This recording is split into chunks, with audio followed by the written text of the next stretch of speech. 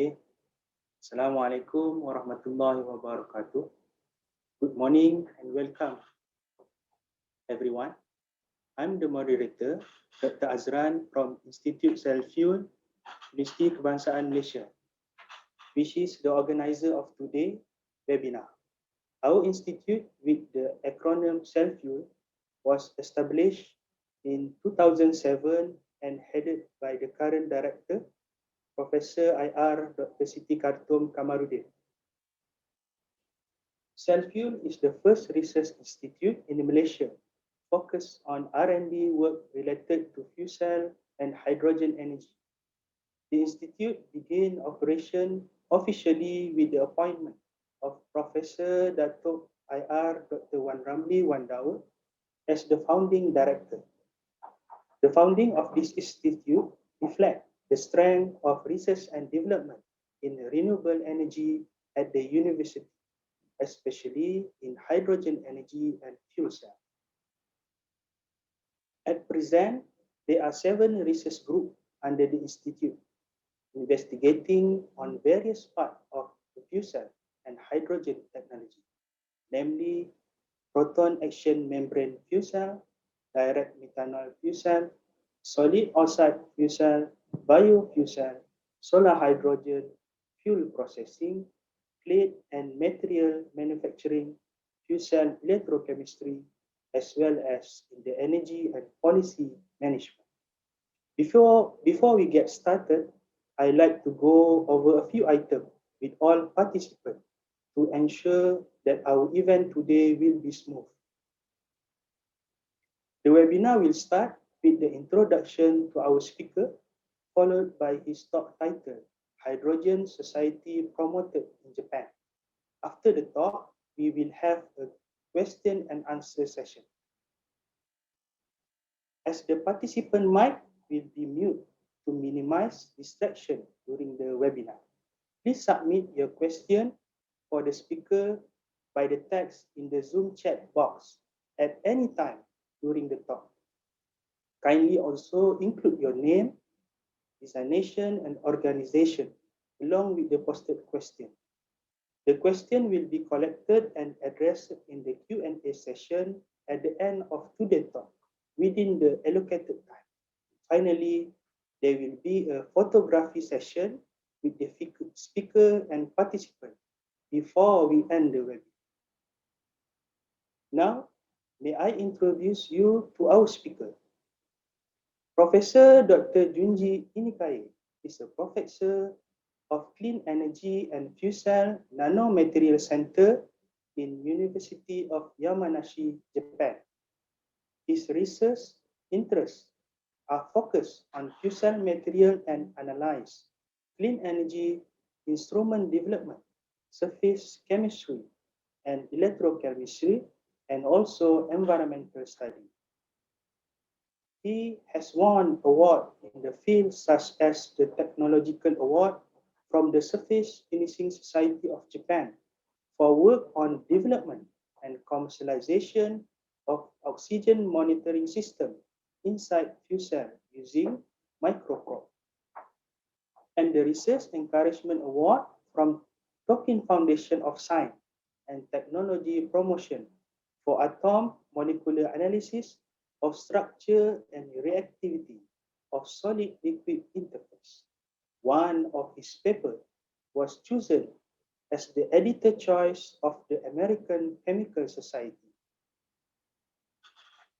He has a professional membership of Chemical Society of Japan, Electrochemical Society of Japan, Japan Society of Vacuum and Surface Science, Catalyst Society of Japan, Surface Finishing Society of Japan, Japan Society for Synchrotron Radiation Research, Japan Society for Neutron Science, and La Société Franco-Japonaise de Technique Industrielle. He has recently joined SELFUEL for 12 months as a distinguished international professor. Please welcome our distinguished international professor, Dr. Junji Inukai, for his talk title, Hydrogen Society Promoted in Japan. Thank you for the introduction. Professor Azran. And let me continue my introduction by showing my bio briefly. I was graduated from University of Tokyo with PhD, and I have been working for Keio University and Tohoku University, and I'm a full professor of University of Yamanashi.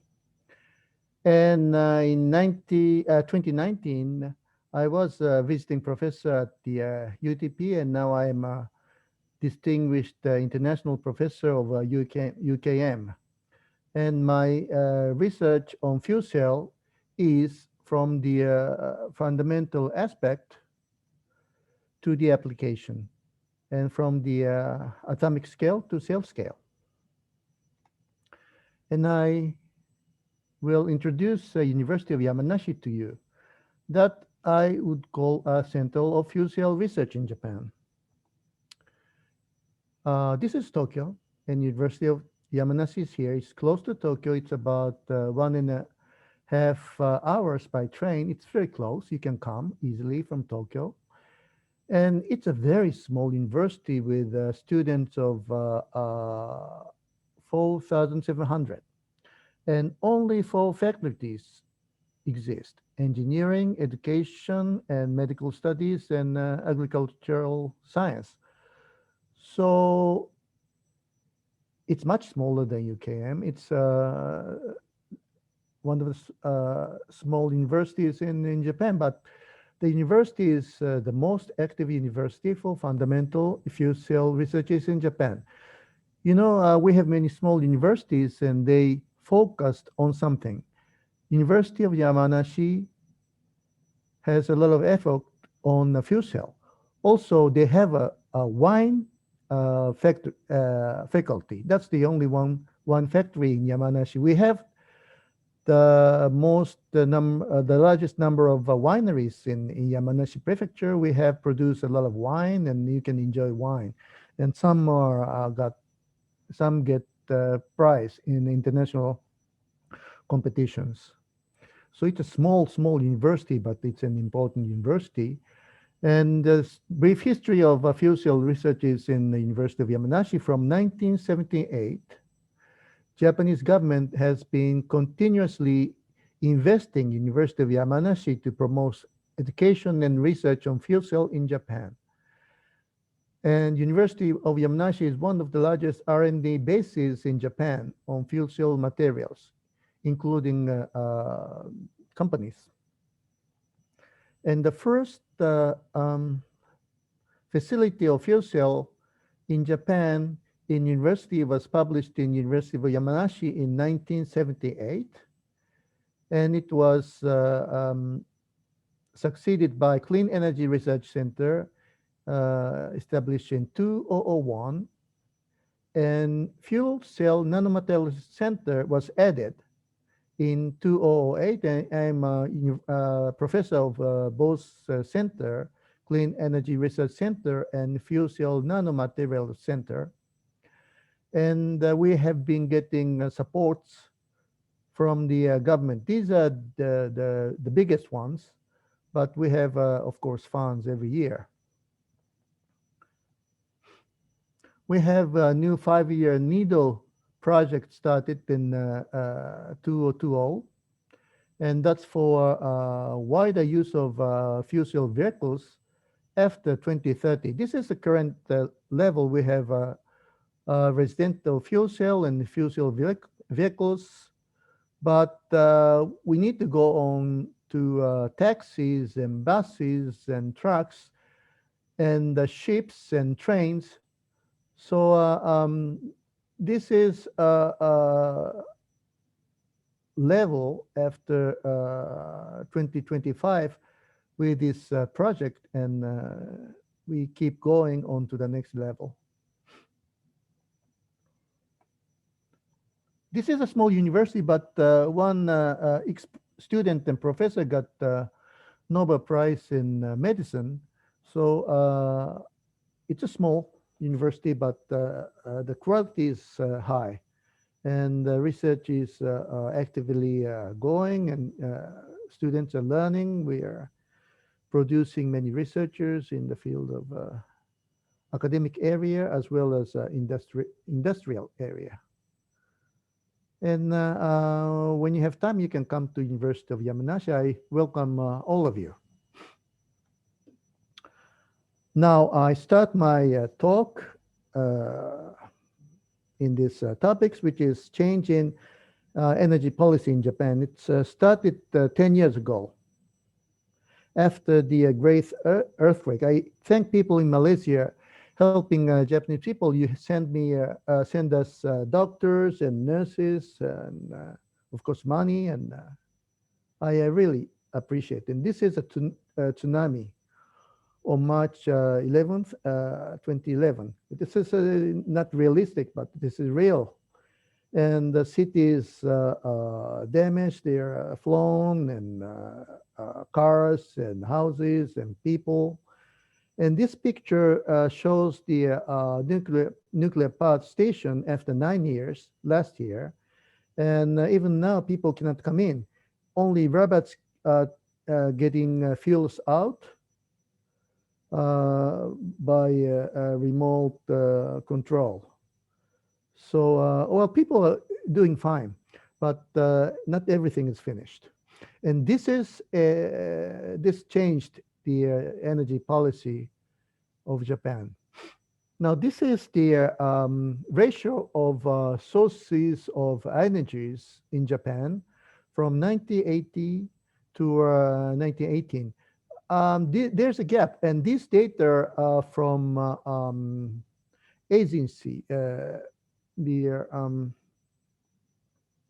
public agency. So these data are not private, but there's a gap. And I think this 2010 data was published in 2011 when there was the earthquake. So they changed something. I don't know, to be a more totally or something. So there's a gap, but you can see that, okay, this is a thermal energy. This is hydro energy. This is thermal and renewable energy. This is hydro energy. This is natural gas, coal, oil, nuclear.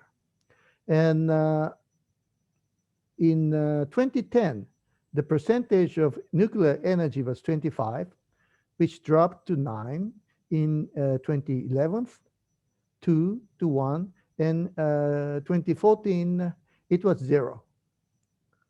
And on the contrary, the renewable energy, the usage is continuously increasing. So after the earthquake, we stopped using nuclear power. And in 2014, government announced the strategic energy plan. And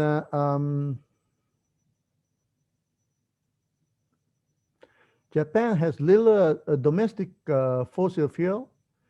We have been suffering from the problem, but the circumstances after the earthquake changed drastically. Not the Fukushima Daiichi nuclear power plants was damaged, and a lot of radiation around the power stations. So we changed the strategy. And in 2014, government says that Japan will minimize its dependency on nuclear power. And in the year 2014, there was also a pile of other challenges related to nuclear power generation. So this is the start of new strategy after the earthquake. Now, in this document, the Japanese government declared the definition of hydrogen society. Hydrogen society was defined as a society which uses hydrogen for daily living and industrial activities. In reality, this does not mean that hydrogen would replace other sources of energy, but rather that by taking advantage of hydrogen's various characteristics, society would use hydrogen in the larger energy system as a whole. This is the definition of a hydrogen society. And this is a society we are trying to we're trying to go for. So we're not trying to replace other energies to hydrogen, but we try to make use of hydrogen. And in the society is called hydrogen society. As examples, I want to explain residential fuel cells and fuel cell vehicles in Japan.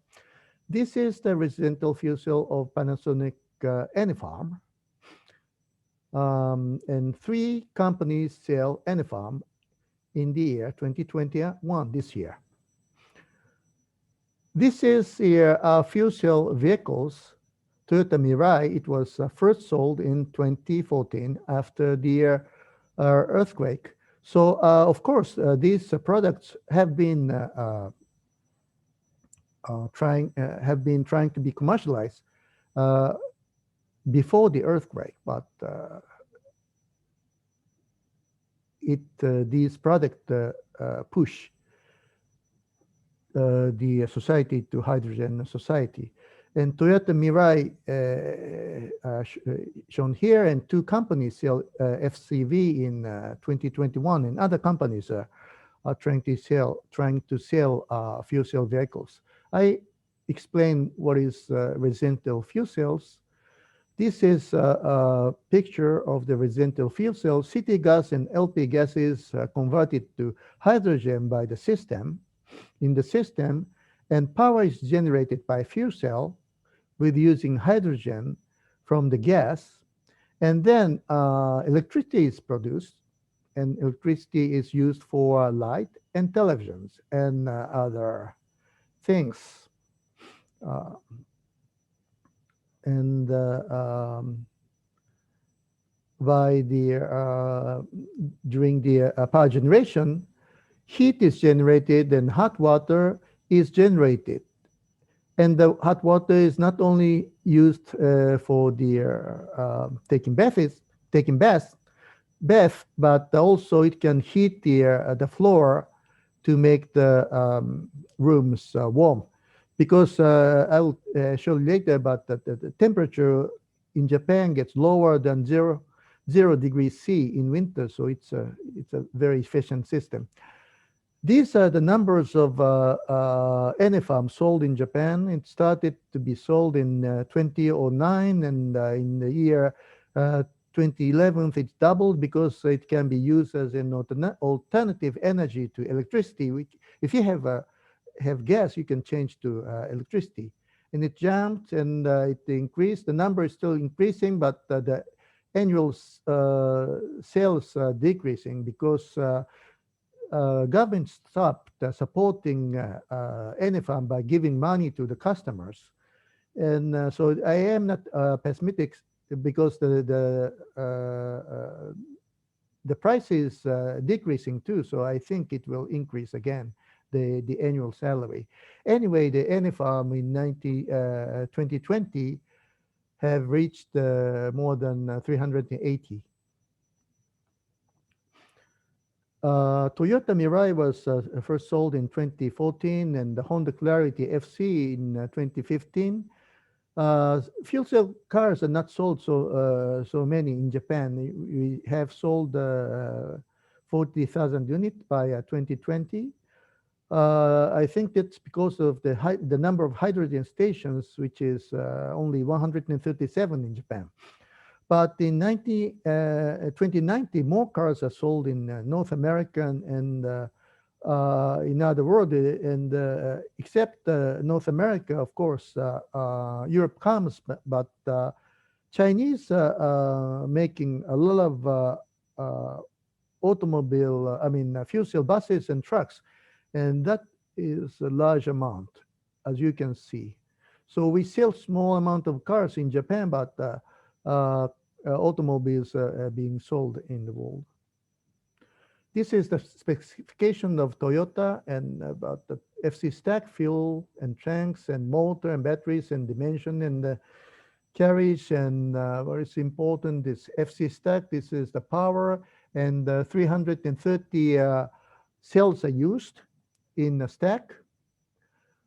They use three cylinders and they separate to make the weight equal in the automobile. They first used ion lithium ion batteries, and what it says that by when you buy Mirai, you have the reduction of a large amount of tax, and the government, Japanese government, and the local government gives money. And there are, I didn't tell this, that after a injection of hydrogen, it runs 850 kilometers continuously. The prices, there are five models from 7 point, okay, we'll go this way.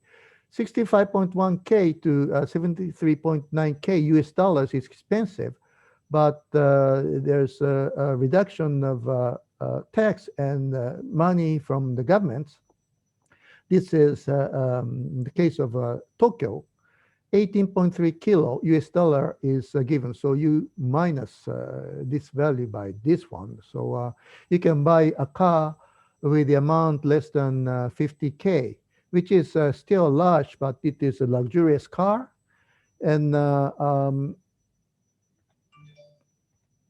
people might can able to buy it if you're interested in it. And after the plan published in 2018, this is the latest strategic energy plan after the fourth one in 2014. So this is a fifth plan. And it says about the earthquake, yes, but it also says Japan conceptualizes its energy choices once again.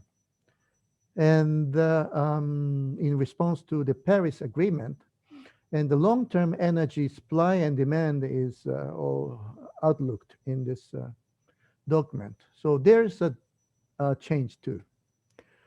And after this, the strategic roadmap for hydrogen and fuel cell was shown by the government. And it says, okay, this is the, I make, I outlined, and that the FCV fuel cell vehicle planned to be increased to 200K by 2025 and 800K by 2030, increase of a hydrogen station to 320 and 90 by 2030, and buses and commercialization of a hydrogen power station. And I'll tell it about later production of brown hydrogen from brown coal gasification.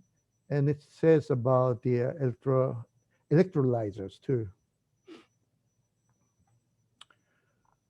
I think FC vehicles don't sell much because of the number of hydrogen station. They say that the 320 by 2025 and 900 by 2030, but number of gas stations in Japan, that's a gas station, in 2015 is 25,000. So it's far below.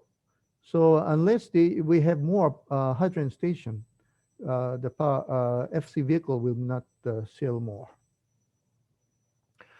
Now, government tried to expand the hydrogen supply network by building government-level relationship with resource-rich countries like Malaysia, and development of the basic technologies to reduce hydrogen costs, targeting all prices from hydrogen production to hydrogen transport is important. And government says that developing and deepening the market to expand the application of hydrogen international cooperation led by Japan by realizing a global hydrogen society is important. So this is what Japan is trying to do. So we have a technology of a fuel cell where we don't have hydrogen and how to obtain then hydrogen in Japan. The number one is we import.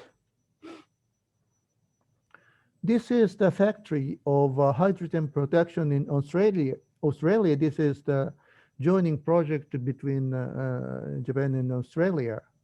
And I tell about Bruncol, that's a lignite, that's a fuel, I mean the fossil fuel, but it is, the quality is low. You cannot burn it at the power station. And it's difficult to take this Bruncol to Japan on ship by boat because it can get fired, this material. And of course, you can use as in at houses in Australia, but the quantity is so large. So we try to get hydrogen from this Bruncol. This is a cheap product because people don't use. And we have a technology to make hydrogen as well as you do from this coal. So we have been working on this. And the next, I mean, the last year, the company J Power produced hydrogen from this brown coal in Australia. So how to get this hydrogen to Japan? We made the hydrogen carrier. It's called Suiso Frontier. Suiso means hydrogen. And it was built by Kawasaki Heavy Industries. This is the first world liquid hydrogen carriers. It was, how can I say, put into ocean in 2019. It is, they're doing something, and they can now use it. They haven't used carrying hydrogen from Australia, liquid hydrogen this time, to Japan, but we liquidify hydrogen in Australia. We put the hydrogen in this boat, and we take this boat to Japan to use hydrogen. So we have a system already. Another system is hydrogen production in Brunei. And in Brunei, we try to, I mean, we are making hydrogen from natural gas. And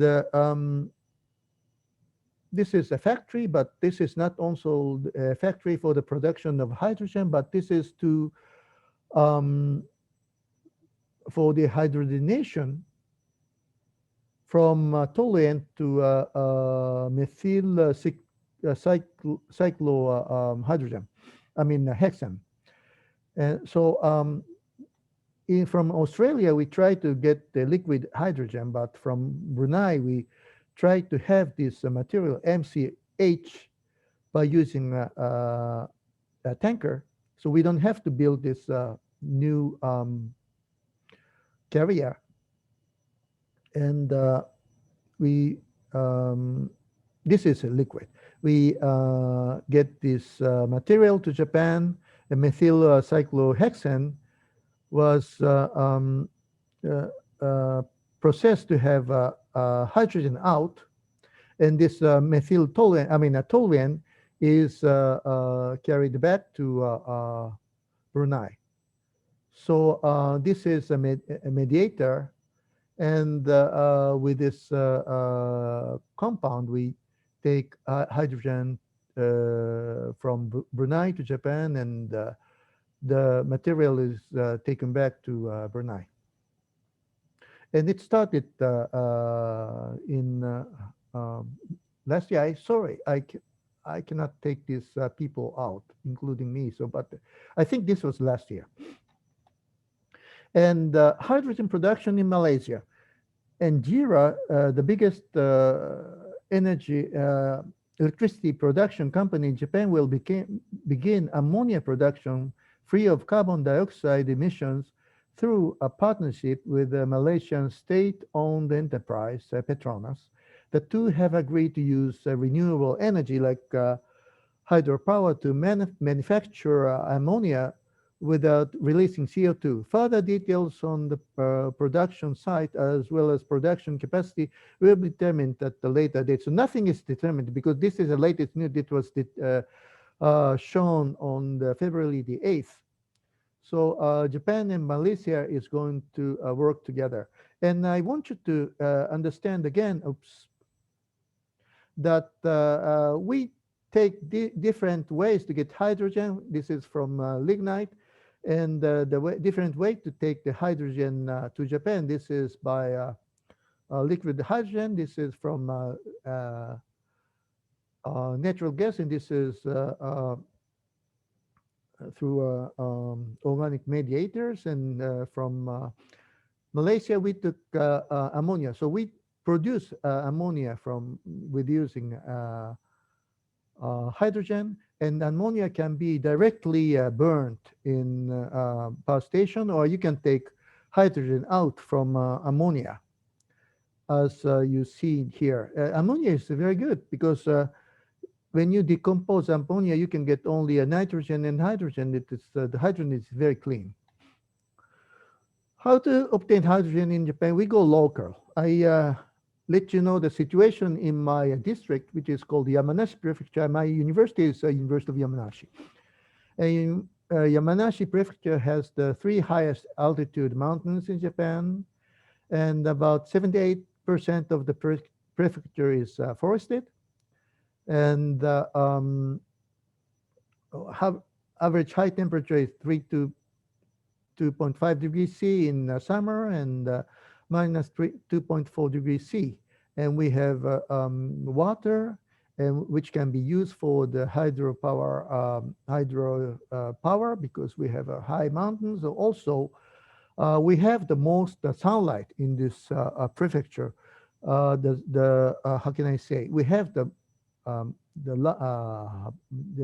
can I say, the highest sunny days in Japan, as well as the largest amount of sunlight irradiation onto this area. Population is small, only 830,000, and it's here. And all these, all the other prefectures are doing other a trial, which is suitable of the places, the natures and so on. You can, when you come to Yamanashi, you see beautiful mountains, you see valleys and fields and so on. It is very beautiful. And we have the highest mountain, the Mount Fuji. So you can enjoy it. And we try to use this nature.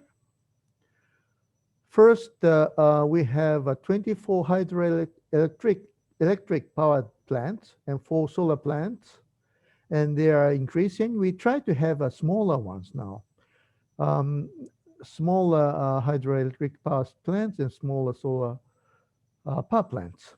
And this means that the prefecture is promoting this power generation system with the cooperation of electric companies. And this is a demand, electric energy in prefecture, and demand is decreasing because of the higher efficiency. And we have hydropower, and solar power is only 1.1 megawatt, but it's we try to increase it, and now 7.8% of electric power demand in the prefecture is supplied by hydro and solar power. And we have this is test station of solar power, and this is a joint venture with the Tokyo Electric Power Company, and we're trying to use this solar power station, and we try to, of course, keep this energy, because you can see you cannot use all this energy at this point. So this is a superconducting fly field energy storage system. And also we are working on the hybrid hydrogen storage system. And as I told you, that University of Yamanashi is a center of fuel cells in Japan. Yamanashi Prefecture is helping University of Yamanashi. University of Yamanashi is helping uh, Yamanashi Prefecture. Another stations, governmental stations, hydrogen technical station, and other stations and fuel cell centers and so on, gathering in University of Yamanashi. Yamanashi Prefecture. And we have electric power storage technology sites on Yamanashi Prefecture is trying to get the establish a hydrogen and fuel cell valley in Japan. So these faculties, places are interesting. So please come to Yamanashi, and I'll show you around. This is the another latest news of overview of Japan's green growth technology through achieving carbon neutrality in 2050. It was published by the Ministry of Economy, Trade and Industry in January 2021, because in October 2020, Prime Minister Suga declared Japan's intention to aim for carbon neutrality by 2050. This challenge has become the core of Japan's growth strategy. The green growth strategy is an industrial policy which aims to create a positive cycle of economic growth and environmental protection together with the business community. The aim is to set ambitious goals and fully support the private sector's efforts towards carbon neutrality. The strategy includes five sectoral policy tools and action plans for 14 sectors. I will explain this later.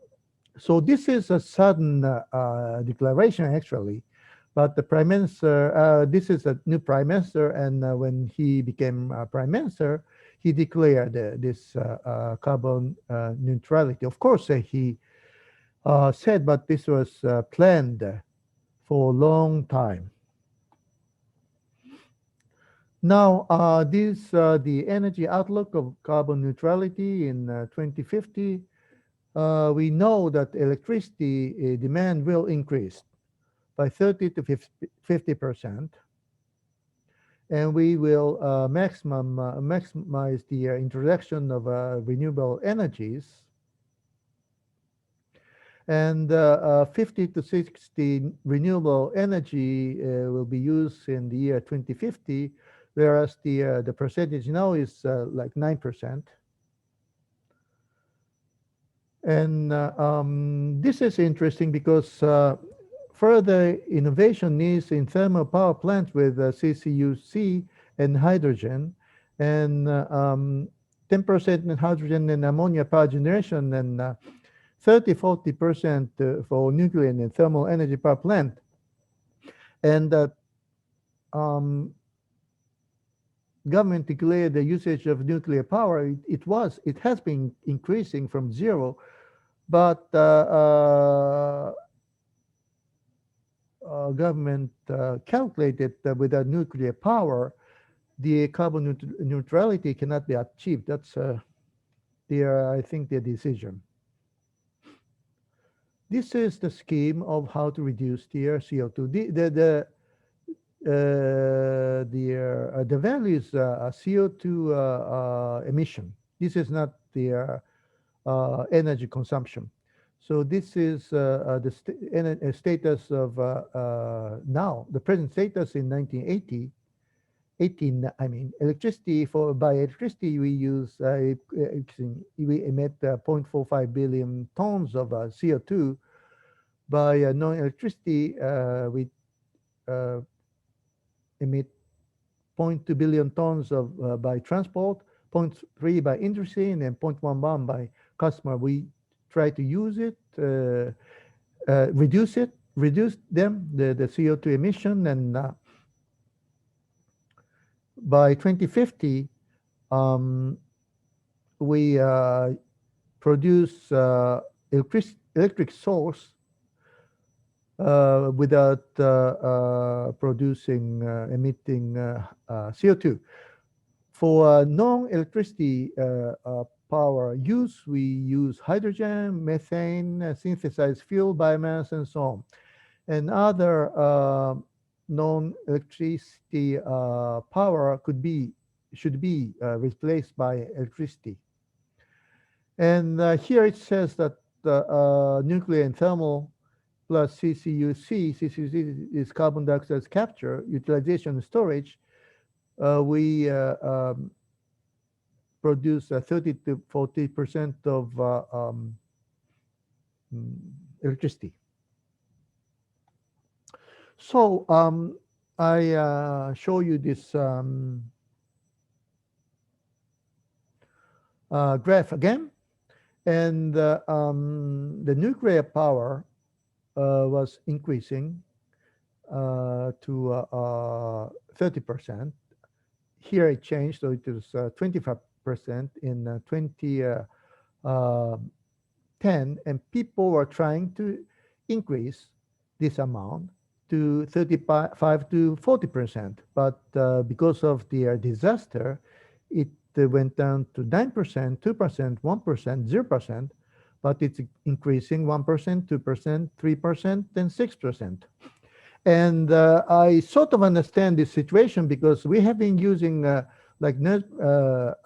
fossil fuels of 90%. This is because of the disaster, but also we had a complaint from many countries that Japan is one of the countries which is producing a lot of CO2 by using fossil fuels. We had to do it because many, I wouldn't say, but some nuclear power stations were also damaged, and we had to check all the power stations, and we had to use something. So we use fossil fuel, but it is this situation is against us. We cannot increase renewable energy spontaneously. So the government tried to use, think of it again, and try to use nuclear power again. I think it will increase to more than 20%. So this is the situation. So the point, you want to move this one, but how a government promote is grant funding, tax incentive, guidance policy of finance, regulation, regulatory reform, and international cooperation. And the fields are energy, transport, manufacturing, home and office. For the energy, we use offshore wind power, which have not been used that much in Japan. Fuel and ammonia for the combustion, and also we would be able to, or we can get hydrogen from ammonia, hydrogen and nuclear power. It says nuclear power here. And for the transportation, mobility and battery, semiconductor, maritime, logistics, foods, forest and aviation, carbon recycling. For home, housing and building, resource circulation, and lifestyle-related industry. So countries that declares carbon neutrality by 2050 are 120 countries plus one region. USA will soon join. China declared its carbon neutrality by 2060. And Petronas declared the company's carbon neutrality by 2050. And this is a trend. And I think will not go back. So we have to go for the carbon neutrality anyway. Without it, you cannot go for business. I think it is the Japanese status of carbon neutrality was too ambitious, actually, because of the small number of nuclear stations. We don't want to. We want to have a safe society too, but I understand too that the people, government declared the carbon neutrality by 2050 because of the relationships with other countries. So Malaysia's decisions, I mean directions, how Malaysia and Japan work together. This is my suggestion, and then please think what is the good way for Malaysia to do. Of course, this is not what I can decide. I mean, this is what I think Malaysia can do with Japan. So the Malaysian side, I think you can produce hydrogen either from biomass or using hydropower. Fossil fuels not forever, and you have a large amount of biomass which can be used, which cannot be obtained in Japan, and you have a large amount of hydropower in the island of Borneo, and biomass in everywhere, so you can produce hydrogen, and you can socially implement fuel cells, meaning like something like any farm, maybe fuel cell vehicles, so that you can use this hydrogen for those purposes, and use hydrogen domestically and export excess hydrogen. And when you can do it, please do it to Japan. We try to establish a hydrogen society as soon as possible, and we will buy hydrogen from Malaysia because we need hydrogen anyway. We have a technology, but we don't have hydrogen. We can have enough tools to get hydrogen. Eventually, we'll get hydrogen from solar power. We will do the hydrolysis and get hydrogen, but before that, and even after that, we need hydrogen. And we can try collaborating, establishing hydrogen power society in Malaysia. And that's what I think we can do. Those are the possibilities. So I think I stopped a little bit early, but I started early, so I talked 40 minutes. So I think it's great. This is the University of Yamanashi, and it's surrounded by mountains, and it's a beautiful place. And you came, researchers and professors came to University of Yamanashi, and I showed them around. And it was just before, I mean, this was February last year, so it was a very good chance that you can come to University of Yamanashi. Of course, I haven't been seeing you except online, and this is the manager, and this is me, and everybody is welcome here. University of Yamanashi and UKM are trying to have a joint project, and this is the plantation. We took picture together at Sime Darby. We're trying to have here hydrogen production from waste of palm oil industry, which is of course going on, but we'll enlarge the system, and we try to make a fuel cell system here with collaboration from us, and we'll try to have a power station. So thank you for your attention. Thank you very much. Thank you very much. Thank you. Professor Dr. Junji Inukai, for that impactful talk. We now start our Q&A session. As a reminder, you can still submit questions through the Zoom chat box during the Q&A session. Please kindly include your name, designation, organization along with the posted question. Okay, Prof. Junji, our first question is from Mr. Mohd Lim, a principal researcher in TNB Research Sdn Bhd, Malaysia. So his question is, can the utility company in Japan produce hydrogen, or must they procure hydrogen from petrochemical company in Japan? Hydrogen production is not only from petroleum companies. Not only petroleum companies are trying, but they are trying because petroleum will not be obtained anyway, so they have to survive. So and they have the knowledge of using fuels. So I'd say that lot of portions of companies from petroleum field, but other companies like building ships and so on, and also the usage of organic mediators. That company is the chemical company. So how can I say? Many companies are working together to get the hydrogen.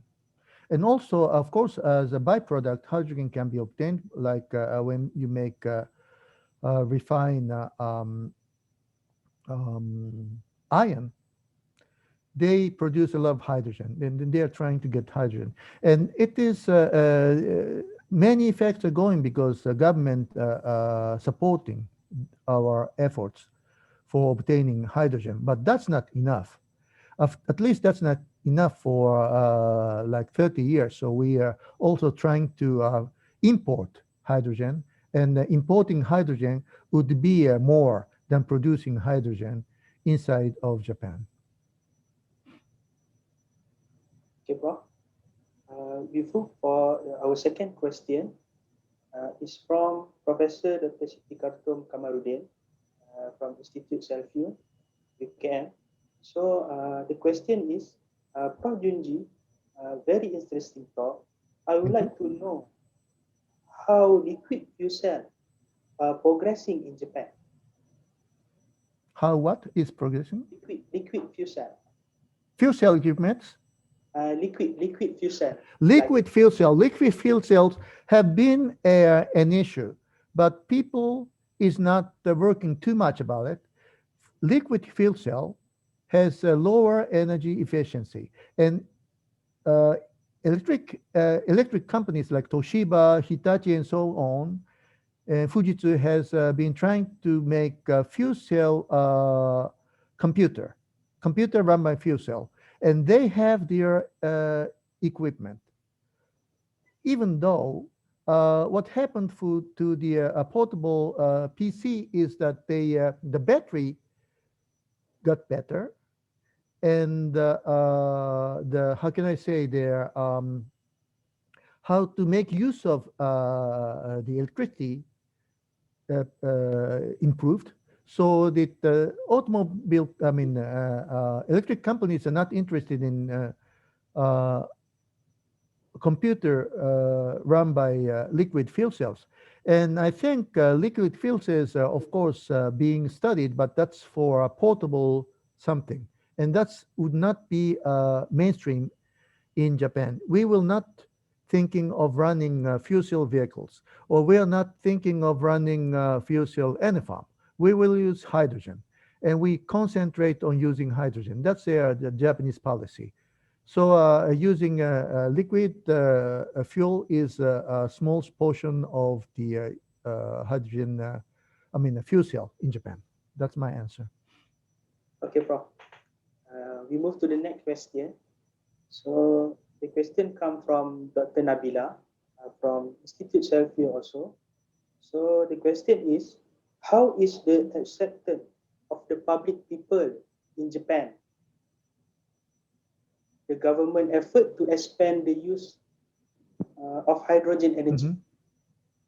Does the Japan government have specific way to raise uh, public awareness about hydrogen energy? And in biomass one of the current trend in Japan, hydrogen production? Um, Government is trying hard to make use of hydrogen, but that was a problem. Past it was a problem because how can I get it back? Okay.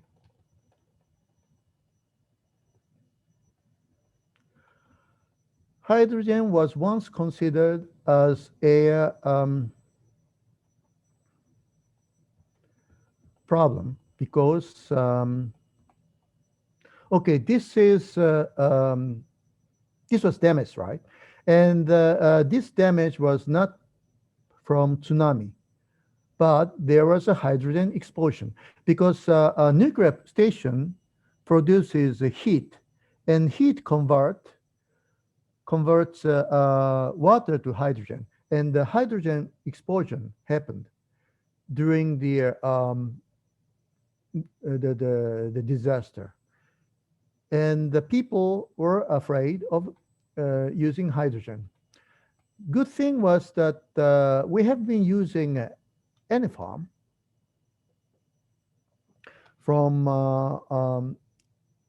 2009, and fuel cell automobile was considered as a suspicious thing, but Toyota, is a big company, and people rely on Toyota, and the government helped Mirai, and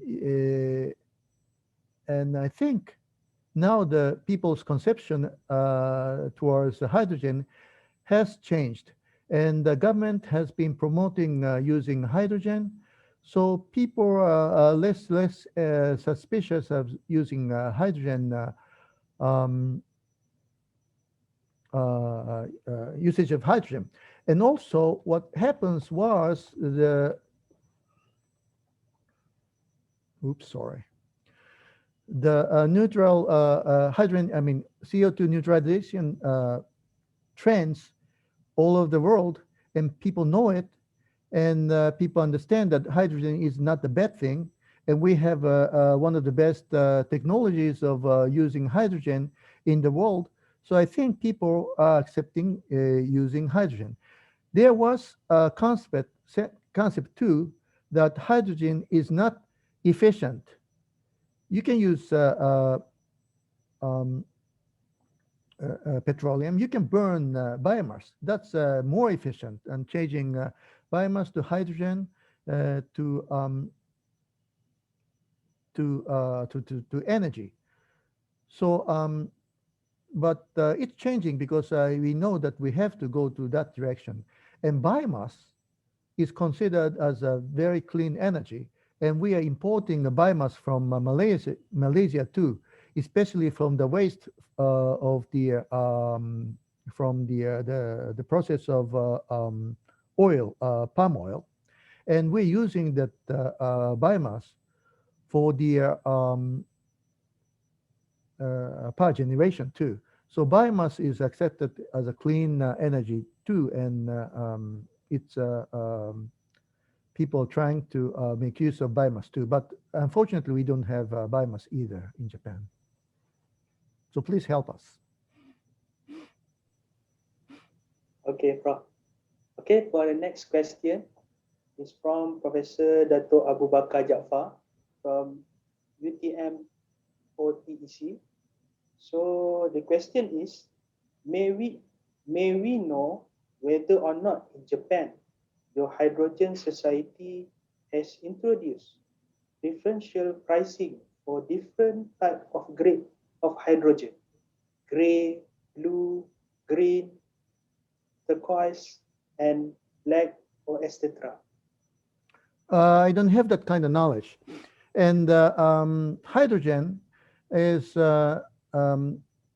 because now I'm talking about the hydrogen as how can I say, small hydrogen is now used for let's skip this one, or maybe for automobiles and residential power. But the Japan's power, target is not only to use farm and automobiles, but we try to use a power station by using hydrogen, or we would be using hydrogen instead of gas, because gas cannot be used anyway, because it produces CO2, even any farm. So Japan might use hydrogen instead of gases. And where does that hydrogen come from? And there is a very, how can I say, the government, I think, has that the view, but I don't have it now. And I think it is very difficult because the supply of hydrogen has not been decided yet. Um, they might have more hydrogen power station, or they might have more hydrogen supply by the supply of gases. So I cannot tell in detail. But also, what I can say is Japan is not trying to replace all the natural gas to hydrogen soon by supplying by the supply of gas. How can I say too? So this is very. You have to think. You cannot jump into hydrogen society without using fossil fuels, but we want to minimize, and we want to have a large hydrogen power station, which not established in Japan. Technologically, it's possible, but no large hydrogen power station. So this is complicated, and I cannot tell you how can I say a precise good answer to it. So, but anyway, this is a situation. So I think I explained the situation in Japan. We have some way to go, but and we don't want to import hydrogen either. If we can go with sunlight, sun power, and have hydrogen from that, but we need to have the improvement of efficiency of a solar panel and so on. So we have some direction, but the direction is not very clearly decided. That's what I can say. I'm sorry, this is not a good answer, I know, but I think this is a Okay, situation. okay, Prof. We move to another question. It's from Dr. Farah Ramadhani from University Malaya. So the question is, I am curious on how the Japan government make fuel cell become affordable for home uses, What use is? especially uh, how Japan government make fuel cell more affordable Affordable. for home uses, I see. especially since the hydrogen and fuel cell price are higher compared to others. Mhm. I think Japanese government trying to fund for their researches, but Japanese government stopped giving money to consumers. For hydrogen, yes, but for fuel cell, residential fuel cells, they stopped because companies are trying to make the price cheaper and cheaper and cheaper every year. So I think Japanese in Japan, residential fuel cells will be affordable because the companies are trying. Hydrogen, it's a problem, and uh, Japanese government are trying money directly to make the price of hydrogen cheaper, and they'll try to get it lower and lower and lower, as they did for the residential fuel cell, until it's get as cheap as that of petroleum now. But the government is saying that they're trying to get the money directly to reduce the price of hydrogen. Otherwise, hydrogen society will not come. Will not be in reality. Reality. So that's what they are saying. Okay, Prof. There is a few question more. Mhm. So the question from Dr. Al Hassan Salami from UITM Shah Alam. So the question is, what is the stand of Japan to produce hydrogen through electrolysis process? What do you mean by stand? Uh, means it, what is the stand of Japan? So is it Japan produce hydrogen through electrolysis process? Yes, yes, yes, we do. But we don't use that hydrogen for hydrogen itself, meaning uh, we don't have enough sun power now. And the efficiency of solar panel is not high enough. So the electrolysis is in Japan is to how can I say maintain energy which was from electricity. Like for example, we have a lot of we use a lot of energy for the electricity during the daytime, but nighttime we don't do it. And during the summer, we do use electricity because we need to have the air conditions and so on. So it changes. And but production of electricity doesn't change that much. So the main purpose of using electrolyzer in Japan is to keep energy as hydrogen from electricity. And then during the night, during the daytime or um, during winter, we can use that hydrogen that to make electricity. The efficiency would be half, for example. Half of the energy is lost, but it's better than not using anything. So electrolyzer now in Japan is extensively studied, and that's for using the how can I say averaged to make the energy usage average during the day and during the whole year, because battery is a good one, but it reduces electricity in like 2 weeks or something, so it doesn't last long. So we used to want to use the electrolyzer to reserve energy as form of hydrogen. That's the main purpose of electrolyzer studied in Japan. Okay, Dr. Al Hassan also asked another question. Dr. Al Hassan is one of the experts in PEM and alkali electrolyzer Mm. UITM. So, is there any opportunity to collaborate in Yamanashi University? Thank you very much. And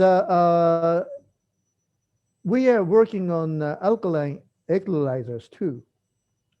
But we have the anion exchange membrane, and we want to use anion exchange membrane because that is not studied much. But alkaline electrolyzer is a very attractive theme. So please get in touch with me. Can they have my email address? Is it given? Yeah, yeah. So please send email to me. That's not for you, but for everybody. Okay, we have another last question. Yes. Okay, from Dr. Muhammad Izal Ismail from UMW Innovation and R&D Center. So the question is, currently in 2021, how many hydrogen refueling stations in Japan? 123. 100. Oh, no. 37. 123 was the country which was involved in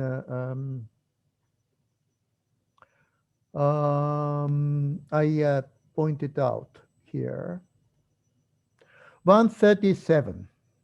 Okay. 137 now. I just Okay, briefly. 137. Okay. Okay, last one more question Mhm. from Dr. Nur Ikmal from UKM. So, in terms of hydrogen production, between electrolysis and the dissociation of NH3, which one is more economic? Which and which? Electrolysis and Electrolysis yes, and dissociation of NH3. NH3. Okay, I think electrolysis because to make ammonia and decompose ammonia, it takes a lot of power. But the good thing about Na3 ammonia is you can carry it to Japan. So that's the reason why um,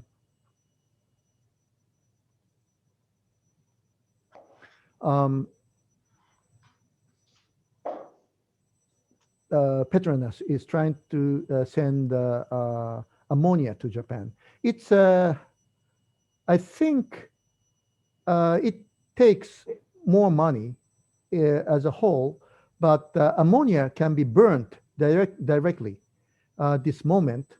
So it is another option. We have three options of producing hydrogen from lignite and send nitrogen, hydrogen as a liquid form, in a liquid form, hydrogen production in Brunei from natural gas and try this mediator and producing ammonia. I think electricity is costs less, but ammonia production is, I think, is a good idea. It's you can take it to Japan. It has if you decompose nicely, you have only nitrogen and hydrogen. So we do not decide yet, or we will not decide which is the best way to produce hydrogen and make use of hydrogen and carry hydrogen. We go the three directions altogether. So we cannot only go because of the energy efficiency, how those way is accepted, and how the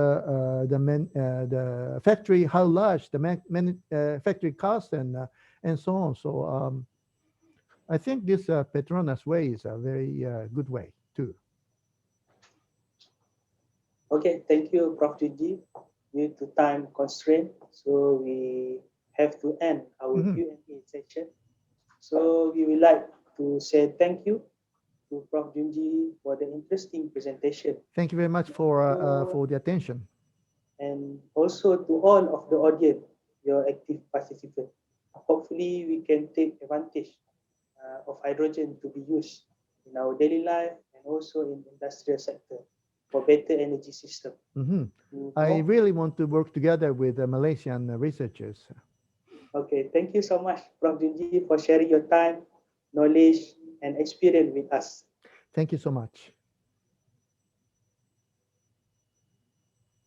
Okay, SELFUEL would like to present an e-certificate of appreciation for distinguished international professor Dr. Junji Inukai. Thank you very much. I'm so honored.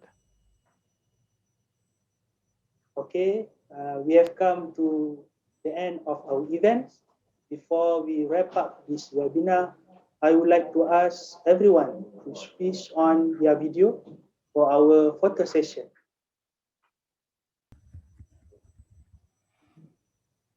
Okay, ready everyone? Mhm. Okay, now we start to taking the photo. Okay, 1, 2, 3, smile. Okay, smile again. Okay, okay, thank you everyone for attending today's webinar until the end. So we welcome all participants to visit our website for more information on the Institute. If you have any other question, please contact us through the detail currently shown on your screen.